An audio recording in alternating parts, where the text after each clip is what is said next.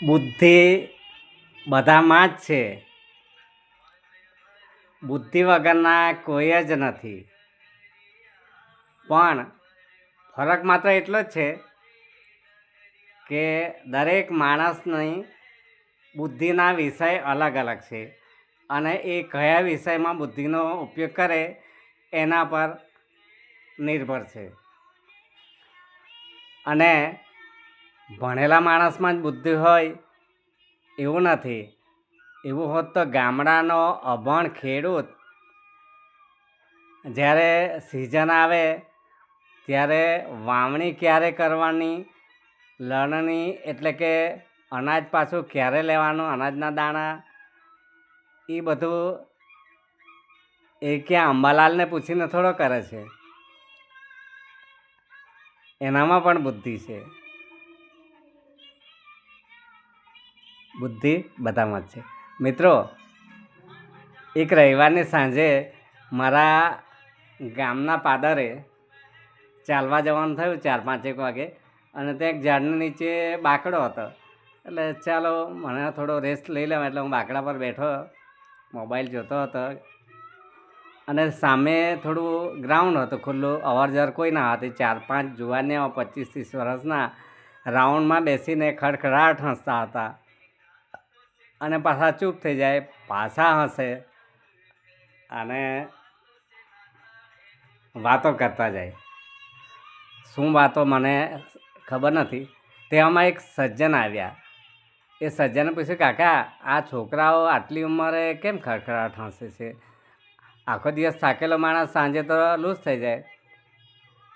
કે તમે જ તપાસ કરી જો. એ સજ્જને જિજ્ઞાસા જાગી એટલે પાસે જઈને જોયું તો ત્યાં ગ્લાસ ચવાણું આ બધું જોઈને પાર્ટીનો માહોલ જામેલો હતો. એટલે સજ્જનને એ યુવાનોમાંથી એક યુવાને પૂછ્યું, મહારાજ આવવાનું કારણ કે જ્ઞાન તો આપતા જાઓ.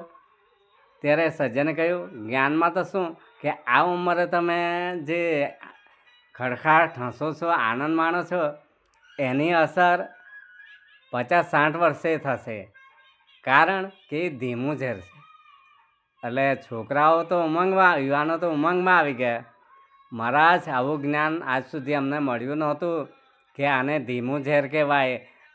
અમારે તો 50-60 વર્ષે અસર થાય તો અમને કાં વાંધો છે? અમારે ઉતાવળ નથી ઉપર જવાની. એમાંથી એક યુવાન છોકરો બોલી પડ્યો, મહારાજ મારા દાદા હું 5-1 વર્ષનો હતો ત્યારથી આ ધીમું ઝેર લેતા હતા અને 95મા વર્ષે એમને એ ઝેરની અસર થઈ અને આ દુનિયામાંથી વિદાય લીધી.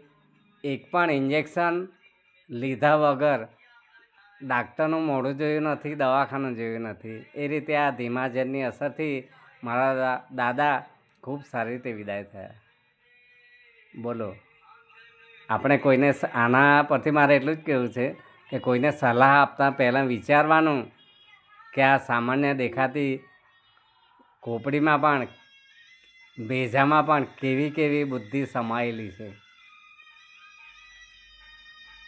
હા, આપણે આપણા બુદ્ધિ છે માનવાનું, પણ આપણા કરતાં બાકીના બુદ્ધિ વગરના છે એવું માનીએ એ આપણી મૂર્ખતા છે સૌથી મોટી. બુદ્ધિશાળી હોવું એ તો જરૂરી જ છે ને બુદ્ધિશાળી માનવું એ પણ જરૂર છે.